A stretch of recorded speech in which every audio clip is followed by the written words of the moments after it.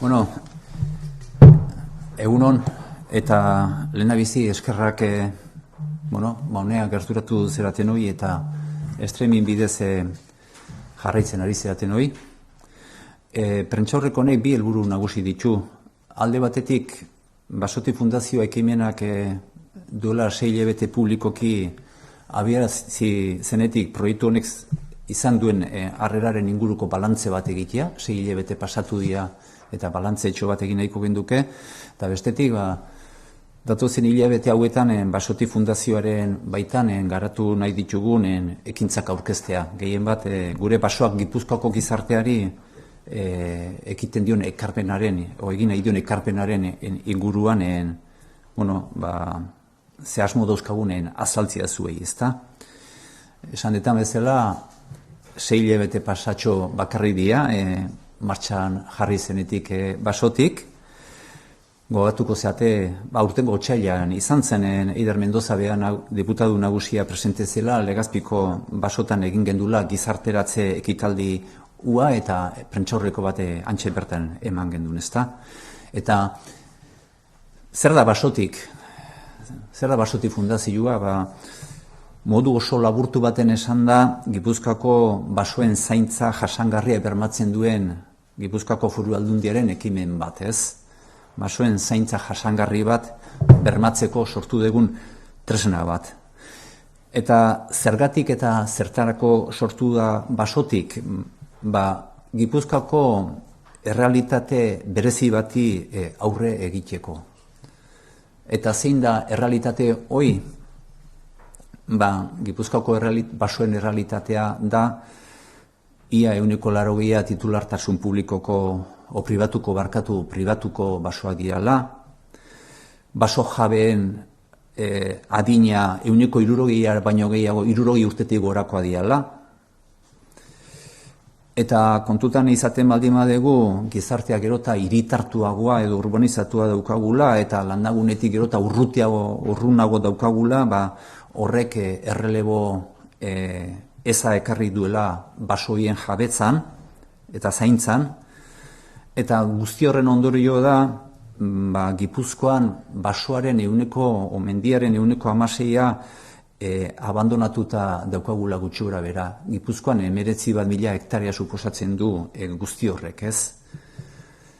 Eta horrek kezkatu egiten gaitu, eta asko kezkatzen gaitu, gure ustez abandonoa den horrek arrisku dauzkalako, eta are gehiago klima aldaketa honek suposatzen duenarekin, ez? Arrisku hori, oindala 30-40 urte abandonoa bazuen, baina klima aldaketak, lehorteak, neguraldi aldaketa, bortitz hauek eta arrisku hori areagotu egiten dute arriskuak, sutearenak, izurriteenak, gaixotasunenak eta abar. Eta egoera ikusita, Gipuzkoako Foru Aldundiak zer esaten du? Zer da guk egiten duguna hausnarketa esaten dugu? Basoak funtsezkoak dira gure oreka eta ongizaterako, Gipuzkoako gizartearen ongizaterako, ekonomiaren, gizartearen eta ingurumenaren ikuspegitik beharrezkoa dira, funtsezkoak, eta aldundi moduan ondare hori zaintzeko ardura daukagu administrazio bezala, ezta? Eta egoera zein dan ikusita, aurrera pauso baten ematea erabaki genuen, baso jabei beraien ondarea, baina aldi berean gizarte osoaren mesederako den ondare berde hori, zaintzeko tresna bat eskainiz, ez? Basoti Fundazioa eskainiz. Hoi dela eta, otsailetik maiatzera urte honetan, 6 hilabete hauetan, edabideen bitartez eta herri hitzaldiak eta emanez ibili gera, Jonander gerentea bera buru dela, eta proiektu aurkeztenen ibili gera, ez? Eta ekimen horrek, aurkezpen horietan eta ikusi dugu interes handi bat piztu dela herritarrengan, zeren eta bilera horietan 1500 bat baso jabe hurbildu dira bileratara, xehetasunak ezagutzera, eta 6 hilabete hauetan jada 50 bat kontratu sinatu ditugu, guztira 500 bat hektarea basotikren kudeaketara pasatu direnak, eta gure aurrikuspenen arabera 2024 urte honetan 800.000 hektarea bat kudeatzek bukatuko genuke edo urtea amaituko genuke, ez? Eta datu honi gehitu behartzaio, denbora guzti honetan baso jabek adirazi diguten interesa, ez? 650 bat familia gerturatu zaizkigu kudeaketa proposamen bat eskatu digutenak, ez? Guztira, hori denak kontratu bihurtuko balira, 7.000 hektarea baino gehiago suposatuko lukenak. Eta hau dato azpimarratzekoa da, ez? Etorri zaizkigun guzti horiekin gauza izaten baldin bagera kontratuak burutzeko, 7.000 hektarea basotiken eskuetara o basotikek kudeatzera pasatuko lirateke, ezta? Ekimen honek izandako arrakastaen ondorioz, gainera, basotikek urte hasieran diagnostikatzen zuen hektarea kopurua handitu beharren izan dugu.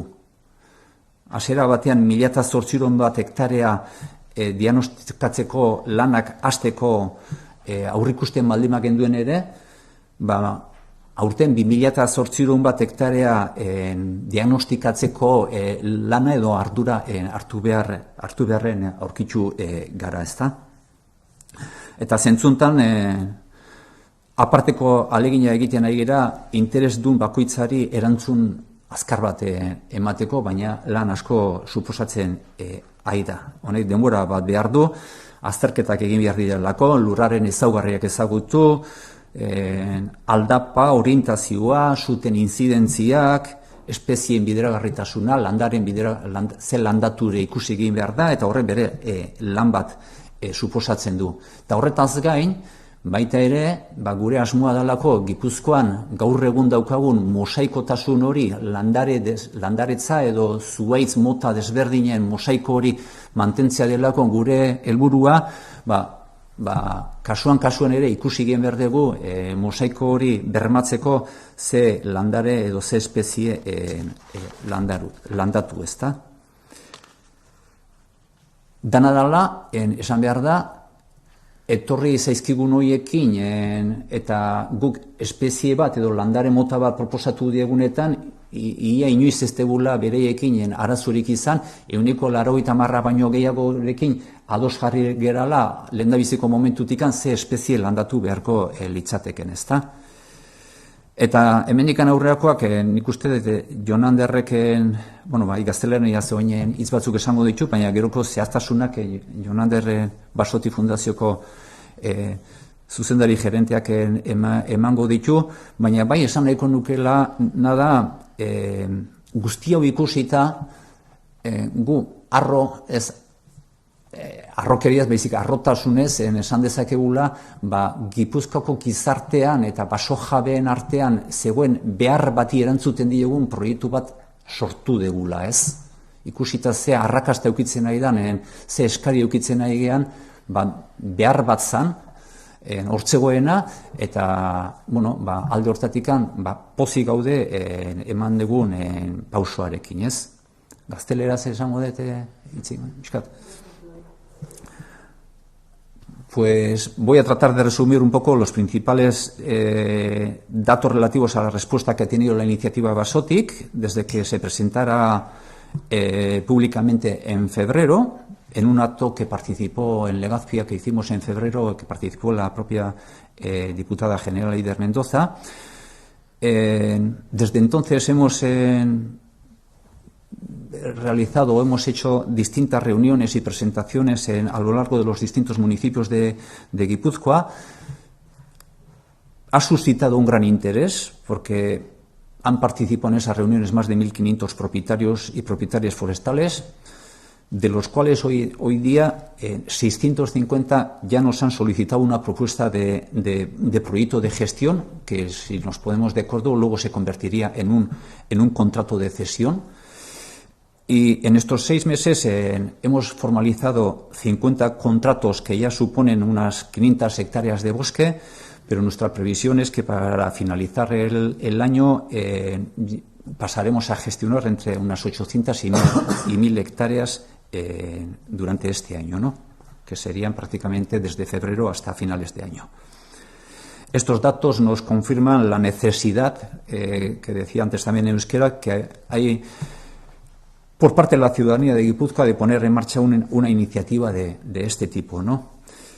Basotik nació con el objetivo de impulsar la gestión sostenible de nuestros bosques de Guipúzcoa. Ese es el objetivo principal, ¿no? En impulsar la gestión sostenible de los montes, de nuestros montes y bosques de Guipúzcoa.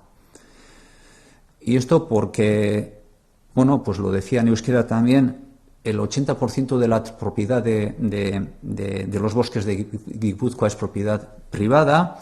Tenemos unos propietarios forestales con una edad avanzada y todo eso dificulta el relevo generacional y ha propiciado pues, que haya cada vez más abandono, que en el caso de Guipúzcoa supone un 16% y unas 19.000 hectáreas. Y ante ese abandono y ante la repercusión y los riesgos que puede acarrear ese abandono, veíamos la necesidad de activar algo, una herramienta que fuese capaz de gestionar esos terrenos que ya se estaban quedando abandonados y que de cara a futuro veíamos que podrían ser bastantes más hectáreas las que pudiesen quedar abandonadas. A esto responde la iniciativa Basotik. Y lo decía en euskera también, bueno, un poco visto el interés y viendo los resultados y los contratos que estamos teniendo, pues entendemos que responde a una necesidad que teníamos en la sociedad guipuzcoana. Jonander? Eskerrik asko, Xabier. Nik hasi nahiko nuke pixka bat guk baso jabeekin izan deun hartu emanean ateratako ondoriei buruz hitz egiten, ez? Hor, azteko, bueno, normala dan bezala, 650.000 artean, egoera erabat desberdinak daude, baino, batez ere, bi taldetan banatu ditugu interesatuak. Bat izango litzateke, perfil bat, berak urtetan basoak kudeatu izan ditu, bere basoekin eta baserri munduarekin askotan erlazioa izan du, baino, puntu batera iritsi da, non, ez duen bere burua kapaz ikusten baso kudeaketa horrekin aurrera jarraitzeko, edo askotan ikusten du ondoren etorreko dien belaunaldi horiek bastutela lan horrekin jarraitu ahal izango. Eta bestalde batetikan badegu hain justu papera, bai, oinordekoaren perfil hori izango nuke, egun batetik bestera baso jabe bilakatu da, berak ez du inolako erlaziorik izan baso horiekin, eta beretzako burua uste bat izan da baso jabe bilakatze hau. Baina badaude baitare, aman komunean partekatzen dituzten ezaugarri interesgarri batzuk. Lehenengoa litzateke, eta nik uste eta hau gurekin kontaktuan jarri dian 650 baso jauez gain baso jabe guztie partekatzen dutela, eta da ze ardura sentitzen duten euren basoarekiko eta baso hau zainduta eta kudeatuta eundakiko.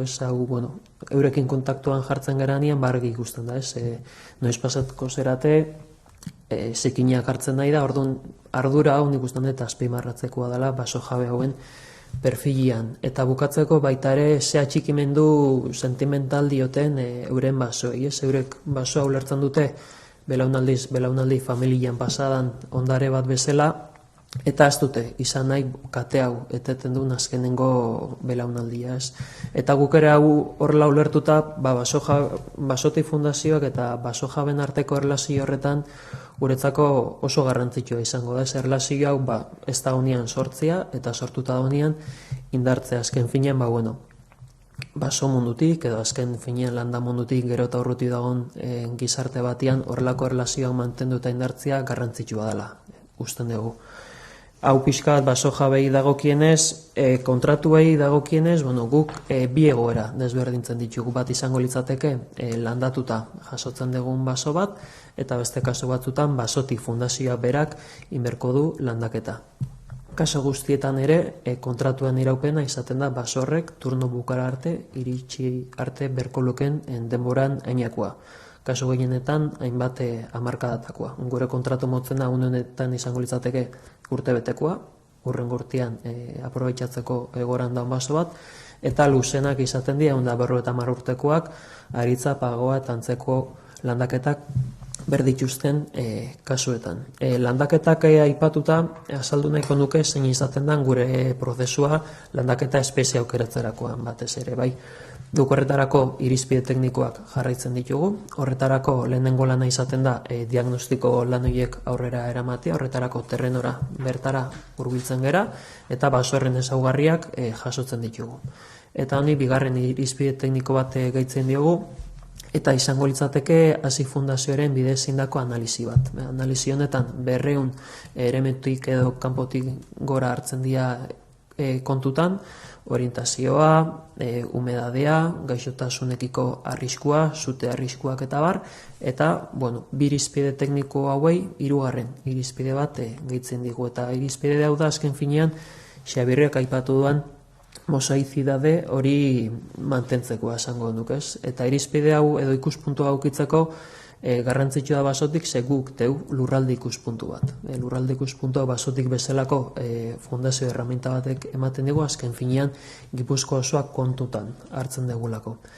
Eta honengatik da, azken finean basotik fundazioa izaten dela bera ze espezie landatu edo ez landatu erabakitzen duana. Ikuspuntu hau partikular batek ezin duelako auki. Eta honek esan nahi du, partikular batek bere basotik erakartzen duanean, badakila baso hori kudeatuta dengo dela Gipuzkoa osoa eta Gipuzkoar guztiok kontutan aukitako ikuspuntu batetik. Kontratuari dagokienez, beste ezaugarri garrantzitsu bat izango litzateke jabetza mantendu egiten dela, eta baso hori bere bizitza bukara iritsitakoan kontratu hori bukatu egiten dela. Basotiketik ulertzen dugu, guretzako benetan triunfo garrantzitsu bat izango litzatekela, lehen aipatutako erlazio hori azpimarratuta, kontratu bukatuta, baso jabeak eurek, baso hori euren kabuz kudeatzeko almen hori, hori izango litzateke guretzako, triunfo bat, baina noski bere denbora eramango duana. Basoteki dagokienez, azken finean, Gipuzkoa osoak duen arazo bati aurre egiten diogu, eta basoen abandonua, kontutan izan da, ze garrantzi duten gure lorraldean, eta gure aurre ikuspenak pertainera izango liazke, 2022 urterako, gutxi gora bera, 1200 famili ingururi laguntzen egotekoa. Gutxi gora bera, 15.000 hektarea aurrikusiko genituzke, basotiken bidez kudeatzeko beharra izango luketenak. Beste ezaugarri garrantzitsua da, klima aldaketako kontestu honetan zer landatu, ze motatako lanak eraman, ze motatako kudeaketa den baliagarriena, hauek argitzeko profesionaltasuna edo profesionalen laguntza gero eta garrantzitsua izaten da, eta nik uste zentzu honetan ere basotik bezalako fundazio bat sektoreko profesionalek osatuta daunak, beste berme bat ematen dio proiektuari berari. Azken finean guk proposatzen dugun kudeaketa jasangarriko ezaugarriak kontutan hartzen dituen kudeaketa eredu bat izango litzateke, eta modu hontara Gipuzkoaren paisaia edo mosaiko hori mantentzeaz gain, baso hauen zeobisurgapen almen handitu, biodibertsitatea indartu eta beste nola baiteko basok egiten dituzten ekarpenak bermatu eta indartzeko autua ere ingo genuke. Orain arte asko hitz egin dugu baso kudeaketaz, baina egia da basotik fundazio bezalako erakunde bat martxan jartziak beste nolaiteko abantailak ere ekartzen ditula erraminta bezala, ez? Hauetako garrantzio bat izango litzateke azken finean, adibidez basotikek bioekonomiaren sektorean eukilezaken papera edo rola.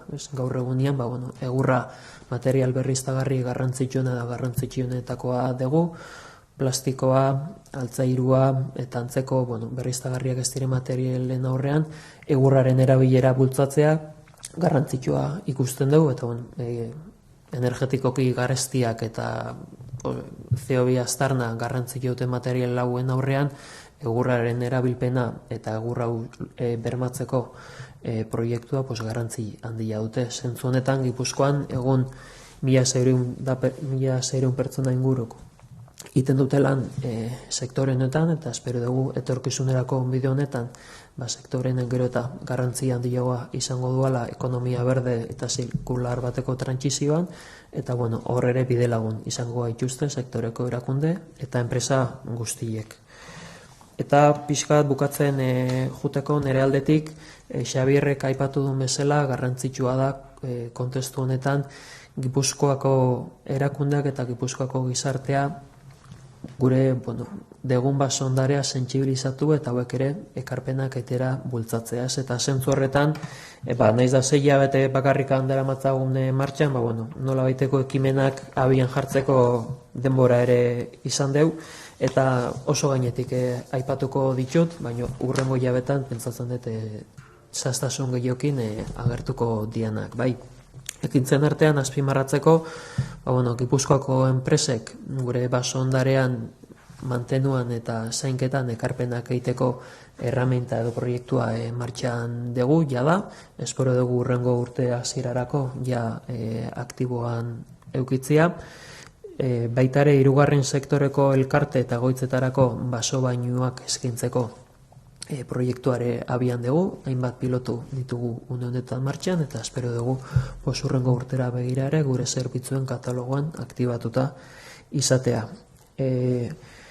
Zuhaitzak landatzeko tailerrak hirugarren sektoreko elkartentzat eta ikastetxeentzat ere oker espaldin banago aurten bertan jarriko ditugu martxan, eta honekin batera hurrengo urtera begira landaketa jardunaldiak ere antolatuko dira, azken finean Gipuzkoako herritar guztiei irekitakoak. Helburua deu aipatu bezala aurtengo urte bukara eta aurrengo urte hasiera arteko hilabete hauetan zehaztasun gehiago emateko aukera izatea.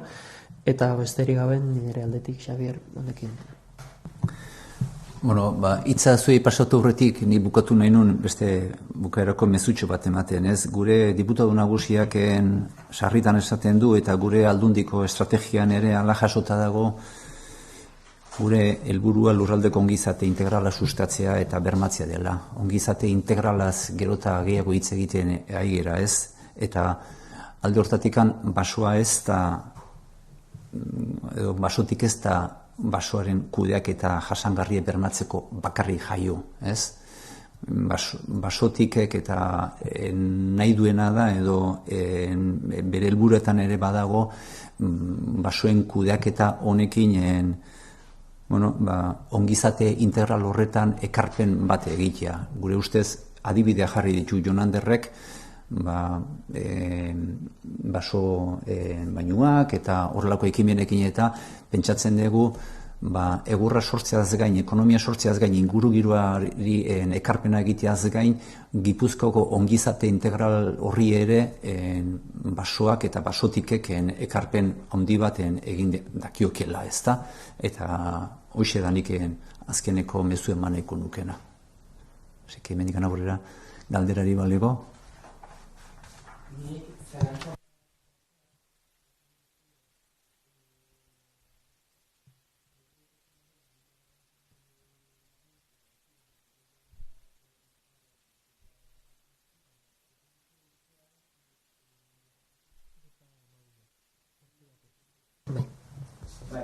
Eta gero bai ditut galdera, alde batetik, jakin nahi nukeen, aipatu duzue jabeen gehiengoak 60 urte baino gehiago dituela, eta jakin nahi nuke alde batetik nola egin diezaiokeen aurre Gipuzkoako Aldundiak erronka honi, eta bestetik kontratu bakoitzeko Aldundiak zenbat diru kantitate biteratzen duen.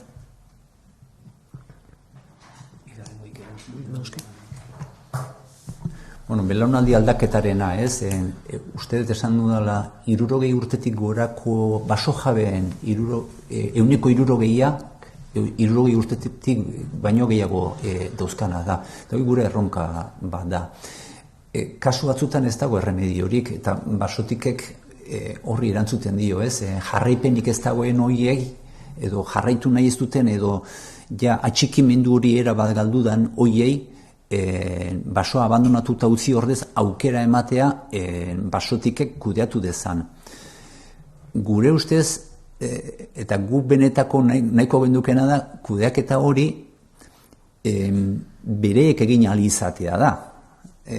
Basotik sortzen da, behar badagolako, utxune badagolako, eta atxikimendu hori galdu egindalako, ez? Horrek ez du esan nahi, gure politika bakarra basotiken zentratzen denik. Guk kimu berritu eta bestelako ekimenak eta baso landaketak egin dituzten baso jabe pribatuentzako eta urteroko diru laguntza badaukagu eta azkeneko urte hauetan esfortzu handi bat egiten ari gerana diru laguntza horiekin baita ere.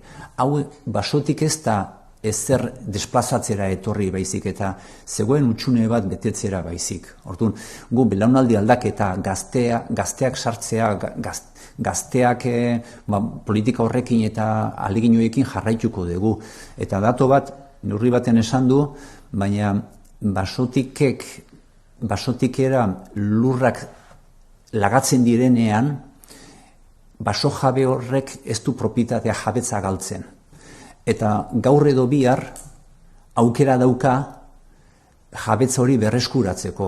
Eta gure nahi litzateke, orain abandonatuta ikusten duten baso hori urrungo belaunaldiak edo seme-alabek edo ikusten dutenean 20 urtetan basotik kudeatu duela eta baso poli bat ikusten duenean politena izango litzateke urrungo belaunaldi horrek esatea, ni nahiko nuke berreskuratu baso hau ezta.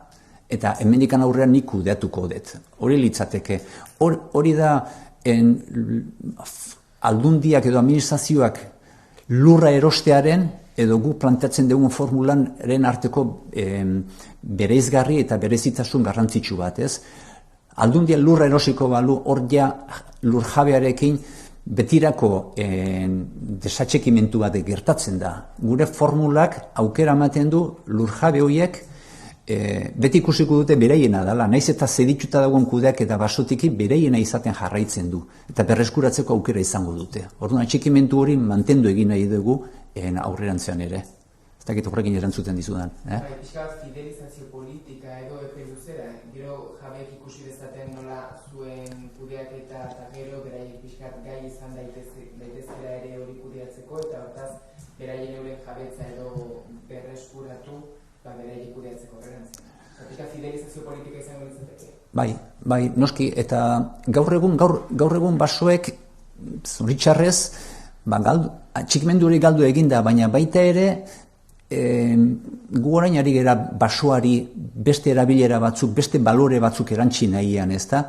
Gai baldin magera, pentsatzen dugu izango gerala, baso hori egurraz gain beste balore batzuk erasteko, balore bat hartzen du baso horrek, eta ondorengoek ikusiko dute, ez dute ikusiko abandonatutako zerbait, baizik eta ondare, balorean jarri den ondare bat, ez? Eta nahiko genduke, eta ez dakigu gainera etorkizunean, gaur egun igual balore gutxi daukanak ze balore euki dezaken hemendik 20-30 urtetara, ez? Orduan, beti izango du aukera berreskuratzeko, eta gure ustez hor dago fidelizazioaren ikuspegi hortatik. Eta gero kontratu bakoitzeko aldundiak zenbat diru jartzen dira? Galdera hau herri aurkezpenak egiten egon geranian beti atera izan da eta ez da erantzuteko erreza, bai. Eta ez da erantzuteko erreza guk proposamenak prestatzerakoan erabateko pertsonalizazio eta zehaztasuna eramaten degulako. Imaginatu dezazuen, normalean sektoran erabiltzen den lan unitatea, poligono eta partzela izaten da, baina guk poligono partzela batean egora desberdineko baso bat identifikatuko bagenu, batean landatutako baso badago 30 urtekoa eta beste batean landaketa egin da. Guk horiek areta unitate txikiotan egiten ditugu eta bakoitzari bere analisia, bere diagnostikoa eta bere proposamena zuzentzen diogu, eta proposamen honen baitan joten da pixka bat proposamen ekonomikoa ere baso jabeari zuzendutakoa dagon kasuetan. Bai, baude kasu batzutan nun balio potentzial ekonomikorik ez duen baso horrek, eta baso jabeak dezake kontratu bat nun baso alagadion basotik fundazioari, eta ez du ezer jasotzen trukean, baina baso hori mantentzeko eta zainduta edukitzeko gastuak bere egiten ditu fundazioak. Beraz, pertsonalizazio maila honek ezinezko egiten digu esatea zenbadan kontratu bakoitzeko gastua edo bideratu beharrekoa. Bai, kasu honetan bai badu abantaila nagusi bat Basoti fundazioak, eta da, aipatu bezala, proiektu batean ikuspuntu komun batetikan, azalera zabal bat kudeatzeak eskala ekonomi garrantzitsuak sortzen ditu. Eskala ekonomi hauek, sinergia hauek ematen dira bai kudeaketa eta zainketa gastuei dagokienez, eta baita ere diru sarrerei dagokienez.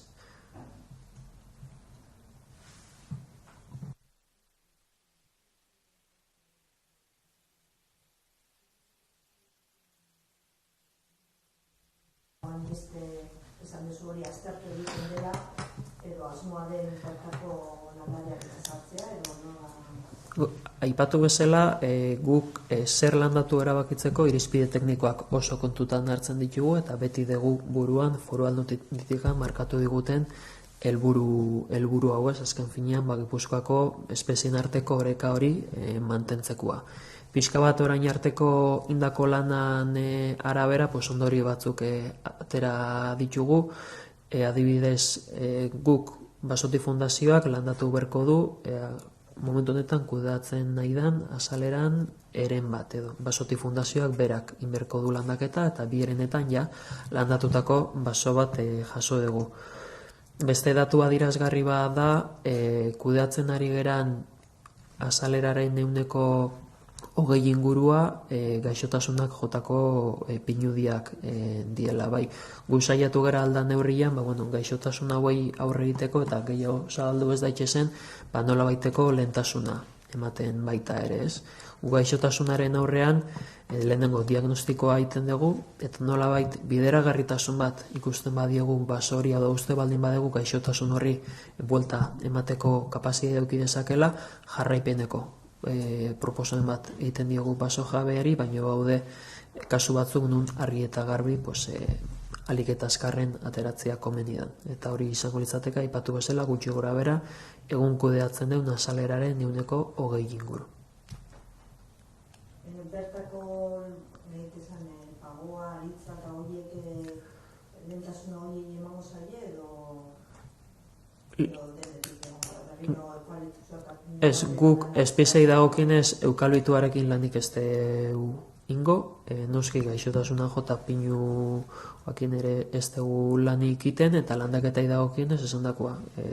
Irizpide teknikoa jarraituta, kasu batzutan noski pagoa aritza landatzen ari gera, eta beste batzutan, beste nola bait, beste bota bateko koniferak landatzen ditugu beti ere, hori berak markatu, eurak foru aldundia markatutako irizpideen arabera. Beraz, espezialdetik, eukaliptoak enduta, guk beste Gipuzkoan ematen dian espezie guztiekin egiten dugu lana.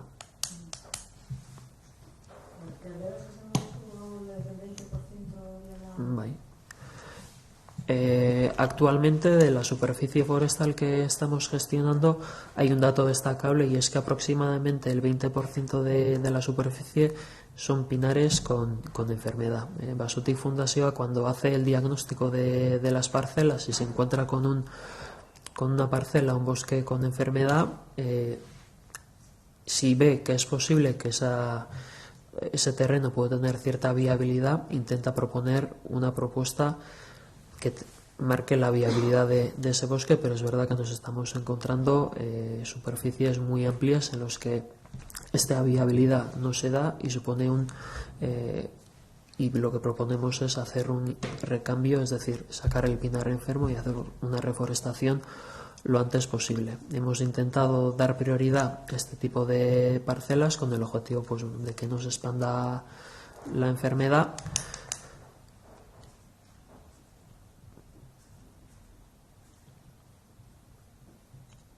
Y lo dicho, en cuanto a las especies, bien atendiendo a criterios técnicos como el objetivo de mantener ese equilibrio entre especies, pues Basoti Fundazioa trabaja con todas las especies actuales que se dan en Guipúzcoa, salvo el eucalipto, que es una especie con la que nosotros no vamos a trabajar.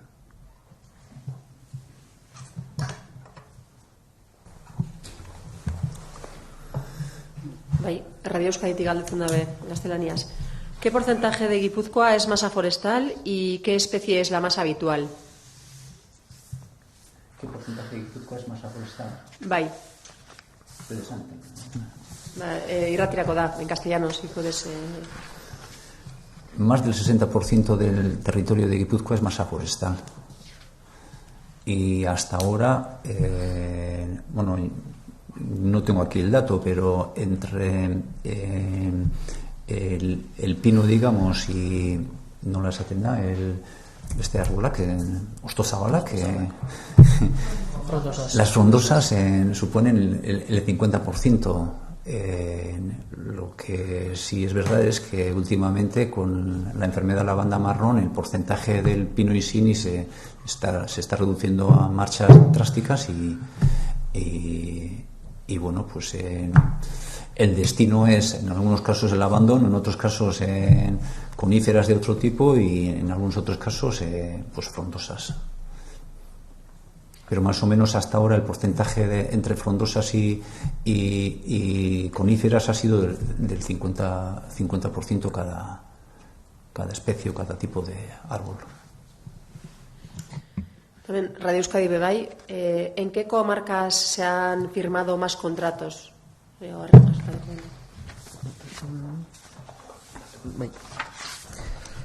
Por comarcas, las comarcas donde más contratos hemos firmado han sido Debabarrena en primer lugar y en segundo lugar el Goierri.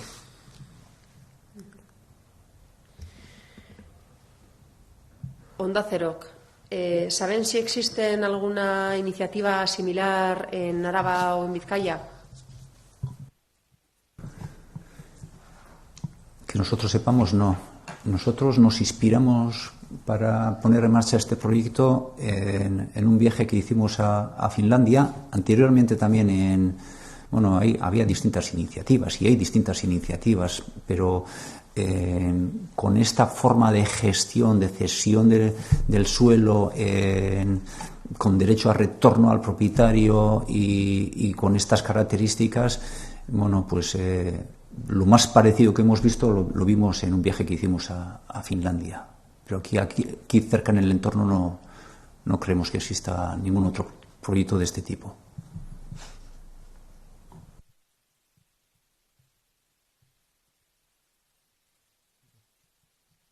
Besterik ez, eskerrik asko, ondo segi.